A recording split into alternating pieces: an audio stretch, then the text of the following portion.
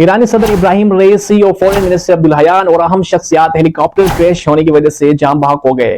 क्या इसके पीछे इसराइली खुफिया एजेंसी मोसाद या अमेरिका खुफिया एजेंसी CIA का हाथ हो सकता है?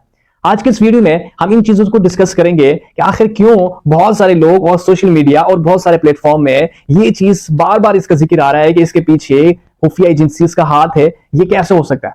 अब ये ऐसा क्यों कह रहे हैं? आपने ये तो सारी चीजें आपने बार बार सुनी होगी कि क्रैश हुआ है, लेकिन आज इस वीडियो में हम ये डिस्कस करने जा रहे हैं क्या इसके पीछे वाकई कुछ एजेंसीज का हाथ है, क्या इसके पीछे वाकई कुछ एजेंसीज का हाथ है, क्या ये ऐसा हो सकता है?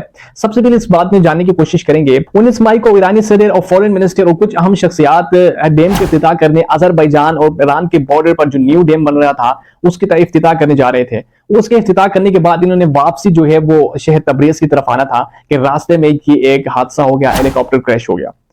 अब यहाँ पे कुछ सवाल ऐसे बनते हैं कि जब इतनी बड़ी अहम शख्सियत जो एक मुल्क का लीडर हो, जो एक मुल्क के एक बड़ी शख्सियत हो, तो उसको कहीं पे भी जाने के लिए उसकी जो उनके पास टीम होती है वो टीम वहां पे रिसर्च करती है, वहां पे मौसम की सूरत हाल जानने की कोशिश करती है और वहां पे जाने के लिए पहले टीम तश्कील देती है। पूरी एक रिसर्च होती है। वो कोई हम आम आदमी तो नहीं है, वो एक ईरान का एक प्रेसिडेंट है या किसी भी मुल्क का हो सकता है।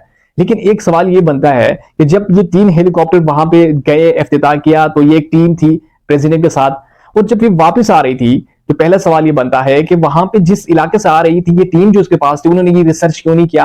उनको ये आइडिया क्यों नहीं था कि वहां पे मौसम की सूरत हाल ठीक नहीं है, मौसम जो है अबर आलूद है, वहां पे बादल बहुत ज्यादा है या धुंध बहुत ज्यादा है, जिसकी वजह से हेलीकॉप्टर वहां पे उस एरिया से क्रॉस नहीं हो सकता।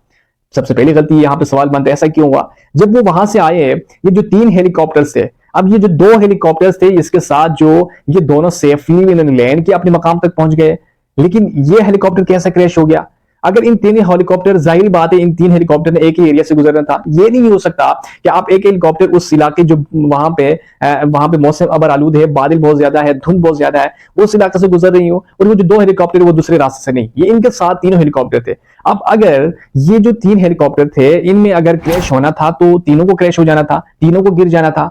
अगर इनमें एक सेफ होता तो दोनों को तो गिर जाना था, क्योंकि मौसम की सूरत हाल सही नहीं है ना। अगर तीनों में से अगर ये खास जो लोगों का जो प्रेसिडेंट के साथ जो जितनी उसकी टीम थी, मिनिस्टर थे और वहां पे गवर्नर थे, ये लोग जब इस तैयारे में सवार थे तो ये कैसे गिर गया? वो दोनों कैसे सेफली वहां पे उन्होंने लैंड किया, मकाम तक पहुंच गए? दूसरा सवाल ये था। अब जो तीसरा सवाल यहाँ पे उठता है कि जाहिर बात है ये हेलीकॉप्टर अगर पुराने थे, अगर ये हेलीकॉप्टर चलने के काबिल नहीं थे, अगर ये हेलीकॉप्टर वापस अपने मकाम तक नहीं पहुंच पा रहे थे, तो इनको क्यों भेजा?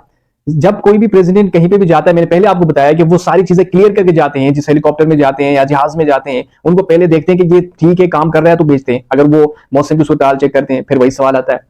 अब जो चौथा बड़ा सवाल यहाँ पे उठता है कि ये तैयारे खैर पुराने थे, लेकिन इस तैयारे में खुसूसियत ये थी कि जब ईरान और 90s में जब ईरान और उनके अमेरिका के बहुत अच्छे ताल्लुकात थे, तो उसके बाद कुछ हुआ कि ये तैयारे ईरान के पास आ गए, तो अब ईरान इनको इस्तेमाल करता है। जाहिर बात है ईरान के पास मॉडर्न और जदीद हेलीकॉप्टर्स भी नहीं है, उन पर पाबंदी है अमेरिका की तरफ से, तो वो कुछ भी नहीं बना पा रहे। अब बात यह है कि अब ये हेलीकॉप्टर की खुसूसियत ये थी कि इसमें 2 इंजन लगे हुए थे। अब अगर एक इंजन काम करना छोड़ दे तो दूसरे इंजन पे काम कर जाता है। अगर दोनों इंजन काम नहीं करे तो जाहिर बात है उसको फिर लेके भी कहीं नहीं जाते। अगर दोनों इंजन ठीक हो तो इसको लेके जाते हैं। अगर एक इंजन खराब हो तो एक इंजन पे ये सेफ लैंडिंग करेगा और सेफ अपने मकाम तक पहुंचेगा। अब ये दोनों इंजन कैसे खराब हो गए? अब ये बात भी नहीं है कि हेलीकॉप्टर क्रैश नहीं हो सकता, हेलीकॉप्टर क्रैश हो सकता है, हेलीकॉप्टर गिर सकता है।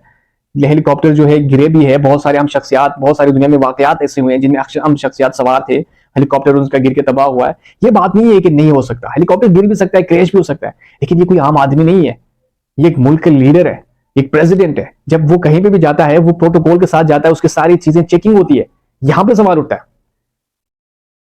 अब ये सारी चीजें जो मैंने आपके सामने रखी, इससे देख के आप ये अंदाजा लगा सकते हैं कि वाकई इसके पीछे ना कोई हाथ होगा। ऐसा नहीं हो सकता कि ये तैयारा क्रैश कर जाए और उससे पहले कोई भी रिसर्च न जाए और कोई भी देखी ना जाए, आप बस आ जाए, बैठ जाए, वहां पे इफ्तिताह किया, वापस नहीं, ऐसा नहीं हो सकता। ये कॉन्स्पिरेसी थ्योरी है और इस पर ये डिबेट होती रहेगी, और ये मामला इतना आसान नहीं है, दुनिया के लिए आसान नहीं है।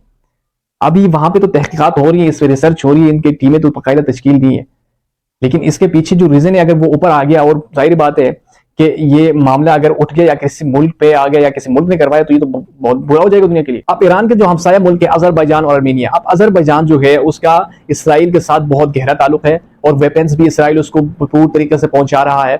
अब 90s में हुआ कुछ यूं कि आर्मीनिया और अजरबैजान के दरमियान कुछ कुछ मामला खराब हो गए, तो उसमें जो है ईरान ने भरपूर अर्मीनिया का साथ दिया था। जब उसके बावजूद कुछ हुआ कि अजरबैजान के ईरान के साथ ताल्लुकात खराब हो गए और अभी भी ताल्लुकात इतने अच्छे नहीं थे। अब इसराइल के साथ भी ताल्लुकात ईरान के इसलिए सही नहीं है कि आपने देखा है कि ईरानी प्रेसिडेंट मुस्लिम उम्मा के लिए एक आवाज था और उन्होंने कश्मीर के लिए भी आवाज उठाई और उन्होंने फलस्तीन के लिए तो उन्होंने बहुत बड़ी कोशिश की। अब इसराइल के साथ जो बहुत सारे मुजाहिदीन और बहुत सारे ग्रुप्स लड़ रहे हैं, उनमें सबसे पहले जो है ये कुछ ज्यादातर ग्रुप्स हैं, ये ईरान के बने हुए ग्रुप्स हैं। अब ये पहली दफा ऐसा हुआ है कि ईरान के प्रेसिडेंट और फॉरेन मिनिस्टर इनके होते हुए ये ईरान ने डायरेक्टली अटैक किया इसराइल पे। ये पहली दफा हुआ है कि बाकी जितने भी इस्लामी ममालिक हैं उनमें ईरान ने ये एक बड़ा इकदाम उठाया कि इसराइल पे बराह रास्त अटैक किया, ऐसा किसी ने भी नहीं किया। ये उनके साथ तो उनके ताल्लुकात भी बेहतर नहीं है। और दूसरा, अगर हम अमेरिका के और इस ईरान के रिलेशन की बात करें तो उनमें भी वो तो पाबंदियां लगी हुई है, तो उनके ताल्लुकात भी तो ठीक नहीं है। तो अब ये जो है, ये जो चारों तरफ जो एक सिचुएशन बनी है, आप इसको देख के आप अंदाजा लगा सकते हैं कि मामला किस तरफ गया है और क्यों ऐसा गया है। अब जाहिर बात है, इतनी सारी सिचुएशन को जो सवालात मैंने बताए हैं, इनके बाद आप इस चीज से अंदाजा लगा सकते हैं, आप ये जज कर सकते हैं कि इसके पीछे कोई ना कोई किसी का हाथ होगा। ये जितने भी मुस्लिम ममालिक हैं उनकी एक वाहिद शख्सियत थी जो हमेशा मुसलमानों के लिए स्टैंड लेती थी। हमेशा जहां पर भी मुसलमानों की दुनिया में कहीं भी किसी मुल्क में भी जुल्म होता है, सबसे पहले ईरान उस पर आवाज उठाता है और बिल्कुल क्लियरली। और इसने इसराइल को ये धमकी भी दी थी। आप जाके हिस्ट्री देखें और इसकी वो स्पीच पढ़ें, उसमें ये इन्होंने कहा था कि इसराइल अगर बात से नहीं आया तो उसको एक सही जवाब मिलेगा और ये मामला इतने आगे जाएगा कि इसराइल के कंट्रोल में नहीं होगा। जब एक मुल्क का प्रेसिडेंट, एक मुल्क का लीडर जब किसी भी दूसरे मुल्क को इस तरह की बात करे और वो मुल्क जो दुनिया के सारे मामलात में और उसकी एजेंसीज हर जगह इन्वॉल्व है, तो जाहिर बात है वहां से सवाल तो उठते हैं। अब एक बात क्लियर है, मुस्लिम उम्मा जितने भी ममालिक और बहुत सारे ममालिक इस पे अफसोस का इजहार करते हैं, लेकिन इसराइल को तो बहुत ज्यादा फायदा हुआ है। इसराइल को इसलिए फायदा हुआ है कि इसराइल का जो खास टारगेट था और इसराइल को सबसे ज्यादा जो थ्रेट्स मिल रहे थे वो ईरान से मिल रहे थे। जब इतने ज्यादा थ्रेट्स मिल रहे थे, ईरान ने बहरास अटैक भी किया है और इसी प्रेसिडेंट और फॉरेन मिनिस्टर होते हुए ये सारी कार्रवाई ईरान ने की है, तो वो तो ज्यादा खुश हुआ होगा और उसके साथ अमेरिका भी इस चीज को खुश हुआ होगा कि वो जो प्लानिंग बना रहे थे, ये हो सकता है कि इन्होंने कोई प्लानिंग बनाई होगी इसराइल के लिए, तो उन्होंने कहा भाई एक्सेप्टेबल नहीं है, जो प्लानिंग आप बना रहे हैं हम बना सकते हैं। इसका मतलब ये है कि आजकल जो काम हो रहे हैं, आजकल वो जो दुनिया को लीड करने की कोशिश कर रहे हैं, वो जो मुस्लिम उम्मा को लीड करने की कोशिश कर रहे हैं, वो उनके साथ ना कोई हादसा होता है। वो जो उनका एक पीक पॉइंट होता है, एक मकाम होता है कि वहां पर उन्होंने पहुंचना है, लीड करना है, लेकिन वहां पे पहुंच नहीं पाते। पाकिस्तान की मिसाल ले ले, बाकी दुनिया के जितने भी मुस्लिम लीडर थे उनकी मिसाल ले ले, तो यही चीज है जो मैं आपको बताने लगा हूँ। और ये जो कुछ चीजें थी मैंने आपके सामने रखी और कॉन्स्पिरेसी थ्योरी रहेगी और इस पर डिबेट होती रहेगी और कुछ न्यू अपडेट आएगी और जब इस पे बाकायदा जब रिपोर्ट आएगी कि ये कैसे हुआ है और किसने करवाया कि यह खुद हुआ है, तो वो सारी चीजें भी आप तक पहुंचाते रहेंगे। इजाजत दीजिए, अल्लाह।